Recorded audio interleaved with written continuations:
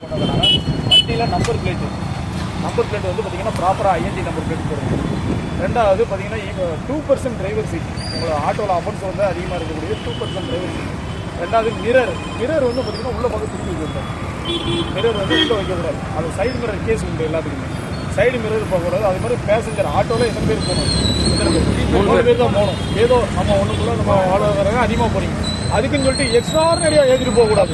அந்த ஆட்டோவில் உட்காந்து கொஞ்சிட்டுலாம் போயிட்டு இருக்கிறது அந்த மாதிரி முடியும்னா ஆபத்தான பயணம் விபத்தில் தான் முடியும். உண்மை தானே? ஆபத்தான பயணம் விபத்தில் தான் கண்டிப்பாக முடியும். விபத்தில் ஒன்று ஏற்படும் போது நம்ம என்ன பண்ணோம், நம்ம வண்டியோட ரெக்கார்டு எல்லாமே கரெக்டாக இருக்கணும். நம்மளுக்கு இன்சூரன்ஸ் இருந்தால் தான் நம்ம கிளைம் பண்ண முடியும். ரெண்டாவது எஃப்சி இருந்தால் தான் ஆர்டிஓவில் போய் நம்ம வந்து இன்ஸ்பெக்ஷன் கடம்போது ரெடி பண்ண முடியும்.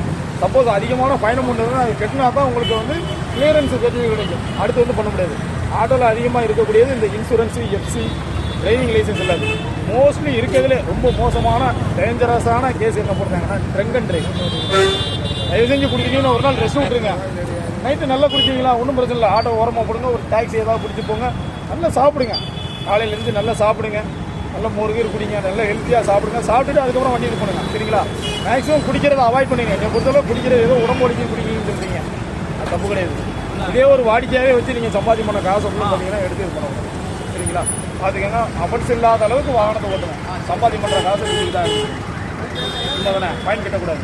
இப்போ கேமரா ஏஐ கேமரா போட்டதுனால உங்களோட அந்த வண்டி நம்பர் எடுத்துகிட்டு 2% டிரைவர் சீட் இதை ஆட்டோமேட்டிக்காக அடுத்த ஜென்ரேஷனில் வரக்கூடியது கேஸ் வந்து ஆட்டோமேட்டிக்காக அதே ஜென்ரேட் பண்ணுவோம். ஆல்ரெடி இப்போ போட்டுட்டு தான் இருக்காங்க.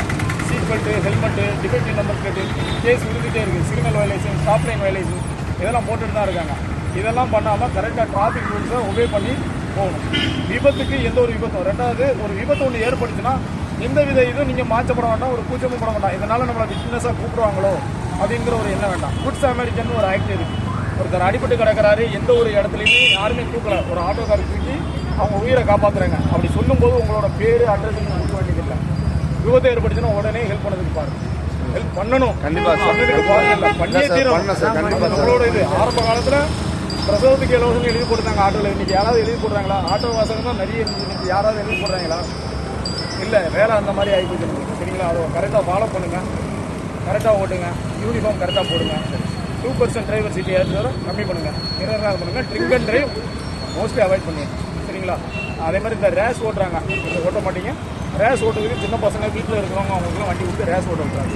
சரிங்களா? கரெக்டாக ஃபாலோ பண்ணுங்கள், கீப் பண்ணுங்கள். Okay, thank you. நாங்கள் இந்த ஒரு பேம்ப்ளெட்ஸ் மட்டும் அப்படியே கொடுக்குறோம்.